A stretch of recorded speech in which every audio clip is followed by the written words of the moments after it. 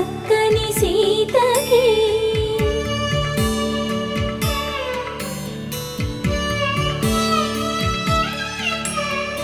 ఎర్ర జాబిలి చేయి రాముడేడని అడుగుతుంటే చూడలేదని పెదవి చెప్పే చెప్పలేమని కనులు చెప్పే నల్ల పూసైనా